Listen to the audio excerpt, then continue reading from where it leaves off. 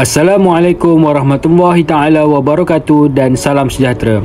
Saya Muhammad Asif bin Muhammad Fahmi bersama Nurul Huda binti Muhammad Zaki akan menerangkan atau membentangkan tentang pengenalan inovasi.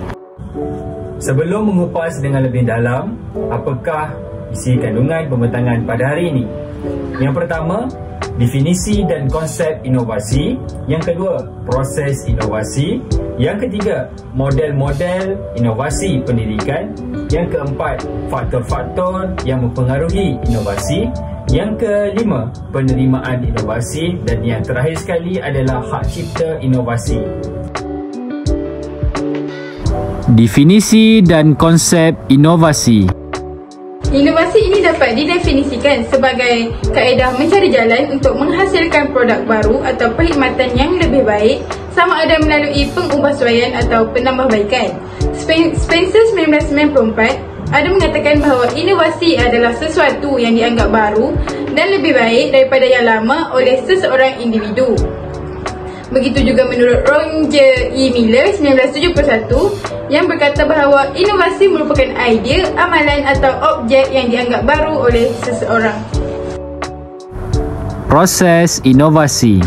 Langkah pertama ialah mengenal pasti, di mana mengenal pasti ini perlu menetapkan dan merumuskan keperluan seperti pernyataan masalah, latar belakang inovasi, tujuan inovasi dan juga sasaran inovasi. Langkah kedua pula adalah menjana idea, di mana orang yang melakukan inovasi ini perlu mendapatkan idea yang bernas untuk menyelesaikan masalah yang telah dinyatakan. Dan langkah ketiga adalah penyusunan perancangan, di mana individu itu perlu merangka pelan dan perancangan projek inovasi dengan rapi, di mana ia perlu menetapkan matlamat, penubuhan jawatan kuasa dalam pasukan, kenal pasti pelbagai faktor dan juga menyusun strategi untuk mencapai sasaran. Langkah keempat pula adalah perancangan perlulah dilaksanakan dengan teliti berdasarkan cadangan-cadangan yang telah dipilih dan dinilai. Aspek-aspek yang perlu diambil kira adalah reka bentuk inovasi, prototipe, langkah pembuatan inovasi, cara pengedaran dan juga pemasaran dan penjualan inovasi. Langkah kelima pula adalah pelancaran inovasi, di mana individu akan melancarkan inovasi dan memperkenalkan kepada umum. Maklum balas pengguna juga perlulah dilihat, di mana ia perlu dipantau secara berterusan dan kemudian setiap kelemahan itu akan ditambah baik dari semasa ke semasa, dan individu itu perlu menentukan tindakan yang perlu dilakukan untuk menambah baik kelemahan itu dengan sebaik mungkin. Model-model inovasi pendidikan. Terdapat 5 model yang ada di dalam inovasi pendidikan. Yang pertama adalah model penelitian, pengembangan dan difusi. Yang kedua adalah model pengembangan organisasi. Dan yang ketiga, model coupling. Dan yang keempat, model proses kreatif terarah. Dan yang terakhir sekali adalah model difusi inovasi Everett Rogers. Faktor-faktor yang mempengaruhi inovasi. Pertama adalah guru, di mana guru ini adalah seorang individu yang mahir dalam menguasai material pembelajaran, menggunakan kaedah yang sesuai dengan objektif pembelajaran dan memiliki kemahiran interpersonal yang baik.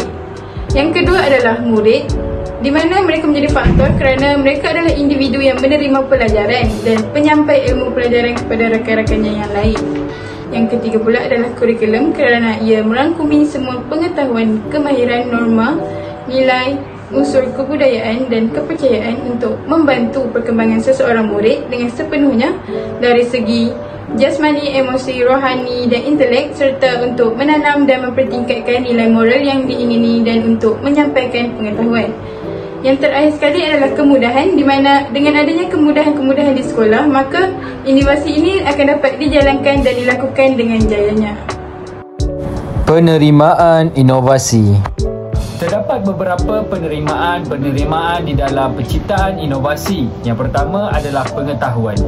Pengguna mestilah mengumpul segala maklumat sebelum membuat sebarang keputusan, terutamanya dalam membeli alatan yang dicipta.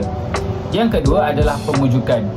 Pengguna akan mula membentuk sikap suka atau sebaliknya terhadap inovasi yang telah dicipta. Yang ketiga, keputusan. Pengguna membuat pilihan sama ada akan membeli atau sebaliknya. Dan yang terakhir sekali adalah pengetahuan. Pengguna akan membuat keputusan sama ada menerima produk baharu tersebut atau sebaliknya. Hak cipta inovasi. Hak cipta inovasi. Yang pertama, hak intelek. Harta intelek merujuk kepada idea, ciptaan ataupun proses yang diilhamkan dan dihasilkan melalui idea intelek dan usaha. Dan yang kedua adalah hak eksklusif. Hak ekonomi yang diberikan kepada pemunya, hak termasuk hak pengeluaran semula, hak pertunjukan, tayangan atau hak pengedaran dan hak sewa komersial. Pelanggaran hak cipta. Apakah yang dimaksudkan dengan pelanggaran hak cipta? Mana-mana pengguna yang melakukan penyelewengan, pencacatan, pengubahsuaian tanpa kebenaran pencipta akan dikenakan tindakan seperti tindakan sivil, pendakwaan di mahkamah untuk tuntutan ganti rugi, dan yang kedua adalah tindakan jenayah dikuatkuasakan oleh KPDNKK dan PDRM.